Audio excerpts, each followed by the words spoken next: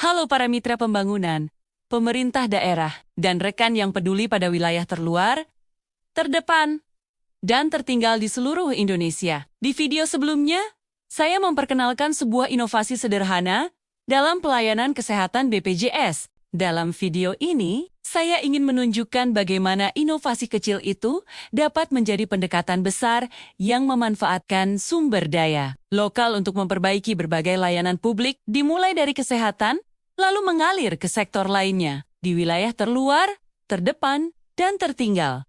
Pelayanan publik bukan sekadar administrasi, ia adalah perjalanan panjang menyusuri sungai, melewati hutan, menunggu kapal yang tak selalu datang. Bagi banyak keluarga, pelayanan publik adalah jarak, waktu, dan biaya. Ketika inovasi layanan BPJS diterapkan, kita belajar satu hal.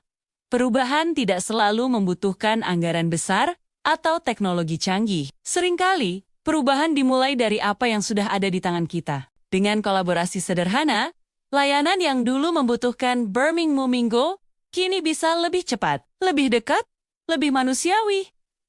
Metode ini tidak hanya berlaku pada layanan kesehatan. Jika berhasil di BPJS, metode ini dapat ditransformasikan untuk sektor lain, administrasi kependudukan, bantuan sosial, layanan kampung, hingga manajemen data. Model ini berdiri atas 3 prinsip. Pertama, kolaborasi lintas lembaga. Kedua, pemanfaatan sumber daya lokal. 3.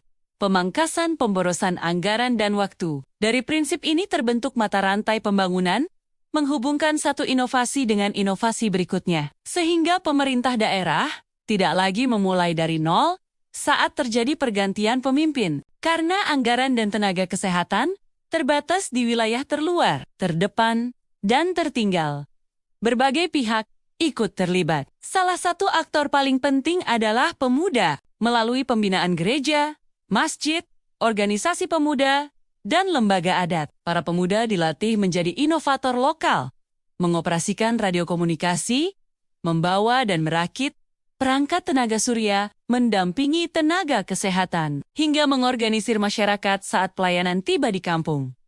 Gereja dan masjid memainkan peran besar dalam membentuk pemuda sebagai relawan pelayanan publik. Dengan legitimasi sosial yang kuat, lembaga keagamaan dan adat mendorong pemuda menjadi pendamping administrasi BPJS, relawan kesehatan, penghubung antara petugas dan warga, penyedia logistik sederhana untuk mendukung layanan berpindah. Inilah bentuk nyata kolaborasi lintas aktor yang menguatkan pelayanan publik di wilayah terluar, terdepan, dan tertinggal. Pemerintah kampung dan distrik mendukung dengan menyediakan transportasi, mengatur jadwal layanan keliling, memastikan warga hadir ketika tenaga kesehatan tiba, memotong pemborosan anggaran dengan memusatkan layanan pada hari-hari, pelayanan terpadu dengan sumber daya terbatas. Mereka memastikan setiap kegiatan banner-banner berdampak. Contoh mata rantai pembangunan yang terbentuk dari BPJS ke administrasi kependudukan, dari layanan kampung ke manajemen bantuan sosial,